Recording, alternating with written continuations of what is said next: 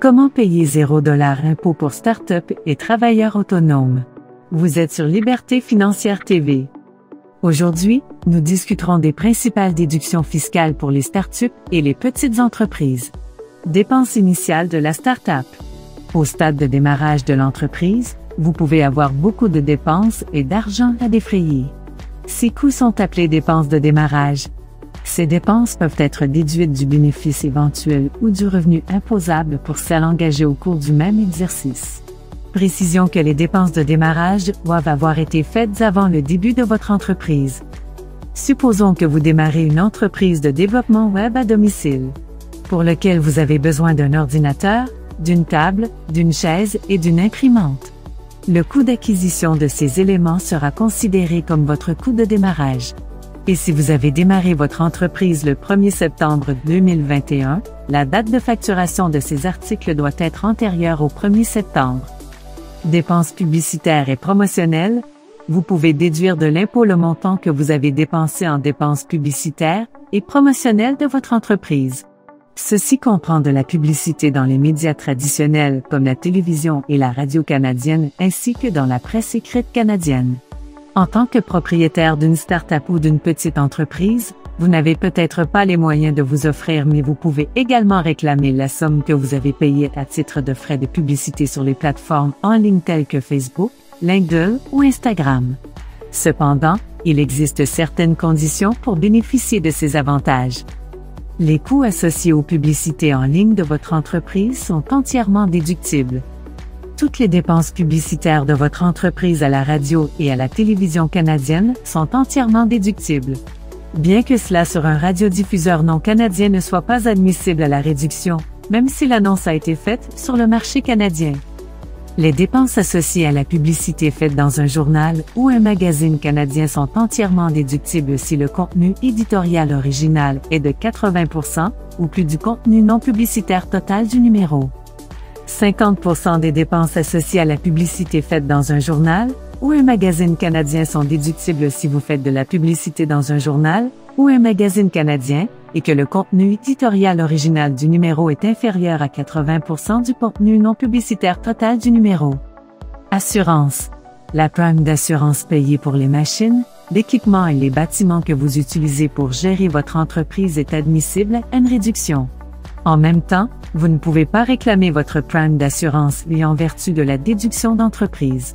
Mais, si vous prenez un prêt pour votre entreprise avec votre police d'assurance vie en garantie, alors une partie de votre prime d'assurance vie est admissible à déduction.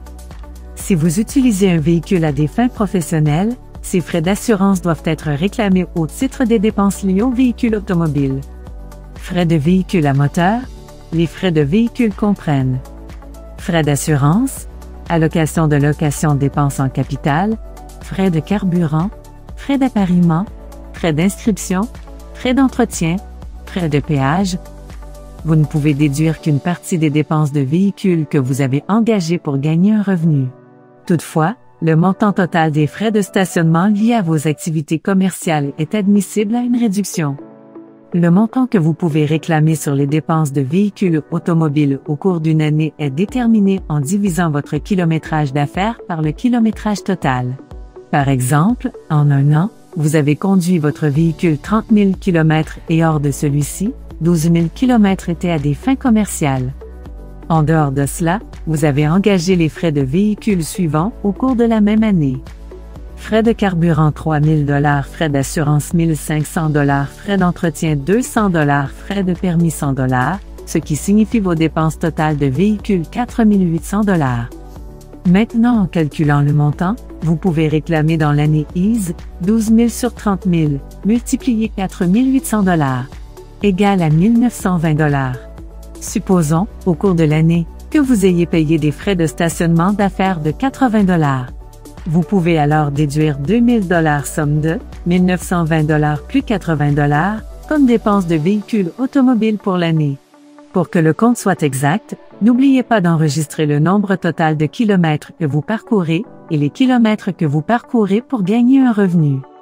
Mauvaise dette. Les créances irrécouvrables sont le montant impayé qui vous est dû, mais qui ne sont plus recouvrables. Doit donc être radié. Vous ne pouvez pas inclure une dette dans le cadre d'une hypothèque ou une dette découlant d'un contrat de vente conditionnel dans cette catégorie. De plus, l'argent qui vous est dû au titre de la vente d'un bien à usage personnel n'est pas non plus admissible à déduction en vertu de cette rubrique. Seul le montant que vous n'êtes pas en mesure de percevoir au cours d'une année est admissible à une réduction. Frais, licences et cotisations. Vous devrez peut-être prendre des licences ou des adhésions à des associations commerciales ou commerciales pour gérer votre entreprise. Et ces dépenses sont admissibles à déduction. En même temps, les frais d'adhésion au club payés pour les activités sportives, les repas ou tout autre sport ne sont pas admissibles à une déduction. Dépenses liées à l'utilisation professionnelle du domicile. Vous pouvez réclamer une partie de vos dépenses de bureau à domicile si vous opérez à partir d'un bureau à domicile. Et ces dépenses comprennent assurance habitation, facture d'électricité, matériel de nettoyage, intérêts hypothécaires, taxes de propriété, DPA, déduction pour amortissement. Pour déterminer le pourcentage que vous pouvez déduire de l'impôt, divisez la superficie en pieds carrés que vous utilisez pour le bureau à domicile par la taille totale de votre maison. Supposons que votre maison soit construite à 1500 pieds carrés et que vous utilisiez une superficie de 150 pieds carrés pour votre entreprise, c'est-à-dire que vous utilisez 10% de votre maison pour les affaires. Par conséquent, vous pouvez réduire de 10% des dépenses du ménage. Si vous utilisez une partie de votre maison à la fois pour les affaires et pour vivre, divisez le nombre d'heures que vous utilisez cette partie pour les affaires par 24 heures. Multipliez le résultat par les dépenses de la maison. Le résultat obtenu donnera le montant que vous pouvez demander à titre de dépenses dans vos impôts. Frais de livraison et de transport. Vous pouvez déduire tous les frais de livraison et de transport associés à votre entreprise. Mais votre entreprise a peut-être engagé ces dépenses au cours du même exercice financier. Intérêts et frais bancaires. Vous pouvez réclamer les intérêts payés pour les prêts contractés à des fins commerciales ou acheter une propriété pour votre entreprise. Mais vous devez être conscient des conditions suivantes. Vous ne pouvez pas réduire la partie principale du prêt que vous avez remboursé. Ni les intérêts ni la partie principale de votre prêt personnel ne sont admissibles à une déduction. Vous pouvez radier les frais bancaires que vous avez payés, mais vous ne pouvez pas déduire les intérêts que vous avez payés pour le trop payé. Frais juridiques et comptables. Les honoraires que vous avez payés pour des conseils et des services professionnels externes sont admissibles à une réduction. Ces frais comprennent les factures du comptable et des conseils juridiques. Préparer et produire vos déclarations de revenus. Préparation et production des déclarations de TPS, comptabilité et tenue de livres. Mais, vous ne pouvez pas inclure les frais juridiques que vous avez payés lors de l'achat de l'immobilisation dans les frais juridiques et comptables. Cependant, vous pouvez les avoir à titre de dépenses en capital. Repas et divertissement. Vous pouvez réclamer jusqu'à 50% des frais de repas et de divertissement que vous avez engagés à des fins professionnelles. Cela inclut vos factures de nourriture lorsque vous êtes en voyage d'affaires ou que vous assistez à un séminaire, une conférence et autres. Dépenses de déplacement. Les dépenses que vous avez engagées lors d'un voyage d'affaires sont admissibles à déduction. Les frais de déplacement comprennent hébergement à l'hôtel, nourriture, 50%, tarifs des transports en commun, frais de congrès, frais d'hôtel. Les frais d'hôtel sont déductibles par exemple si vous passez une nuit d'affaires à l'extérieur de votre ville dans le cadre de vos affaires. Vous ne pouvez pas réclamer les frais encourus pour le divertissement personnel pendant les voyages d'affaires. Supposons que votre conjoint vous accompagne dans votre voyage d'affaires. Pour réclamer les frais de voyage du conjoint avec vos dépenses d'entreprise, vous devez prouver que le conjoint est impliqué dans les activités de l'entreprise. Dans le cas contraire, vous ne pouvez pas réclamer les frais de voyage de votre conjoint. De plus, vous devriez éviter d'emmener des enfants pendant les voyages d'affaires, même si votre organigramme vous le permet, car les dépenses associées au voyage des enfants seront imposables entre vos mains. En outre, salaires et avantages sociaux. Vous pouvez déduire de l'impôt de votre entreprise ou de travailleur autonome, les salaires bruts et les avantages sociaux que vous payez pour les employés. Mais vous ne pouvez pas réduire la rémunération des propriétaires d'entreprise. Cependant, vous pouvez déduire votre part qui correspond dans les cotisations suivantes.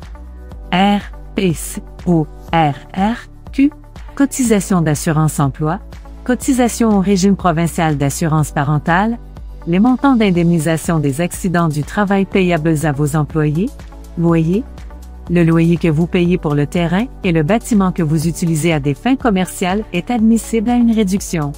Supposons que vous travaillez à domicile, que vous êtes locataire. Dans ce cas, vous pouvez réclamer le loyer payé pour la partie de la maison que vous utilisez à des fins professionnelles. Cependant, vous ne pouvez pas inclure les dépenses suivantes avec le loyer. Impôts payés pour le terrain, montant remboursé pour le prêt sur un bien locatif, toute pénalité ou amende en vertu d'une loi ou d'un règlement, sauf un contrat privé, dépenses associées à la portion à usage personnel. Si vous opérez à partir d'un espace loué, gardez les informations suivantes à portée de main avant de réclamer un loyer. Date auquel le loyer a été payé, montant total payé, durée pendant laquelle vous occupez cet espace, détails du propriétaire tels que nom, adresse, numéro de contact et autres, adresse de la propriété louée, documents de contrat de location. Si vous avez opéré dans plus d'un endroit au cours d'une année, ces données pour chaque site sont nécessaires. Dépenses de bureau. Les dépenses de bureau comprennent les coûts de divers ordres, notamment ceux liés au stylo, au crayon, aux articles de papeterie, aux timbres et autres. Mais, le coût des calculatrices, des chaises, des bureaux entre autres ne peut pas être inclus dans les dépenses de bureau car elles rentrent dans les équipements. Déduction pour amortissement. Pour gérer votre entreprise, vous pouvez avoir besoin de divers outils ou équipements tels que des meubles, des machines, des bâtiments et autres. Avec le temps, la valeur de ces articles diminue en raison de l'usure si bien qu'ils deviennent obsolètes après une période donnée. En tant que propriétaire d'entreprise, vous pouvez réclamer le coût d'amortissement de ces biens et équipements.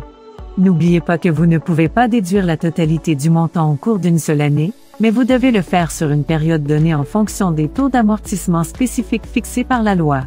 La déduction annuelle de la valeur des biens amortissables est connue sous le nom de déduction pour amortissement. Si vous êtes propriétaire d'une start-up ou d'une petite entreprise, vous êtes admissible à de nombreuses réductions. Pour le faire de manière optimale, veuillez rendre attache avec un fiscaliste ou un comptable qui vous aidera à établir de meilleures stratégies pour vos dépenses, notre vidéo n'ayant qu'une vocation informative. Merci d'avoir regardé jusqu'à la fin. N'oubliez pas de partager vos réflexions dans notre section commentaires, cela aide notre chaîne à grandir.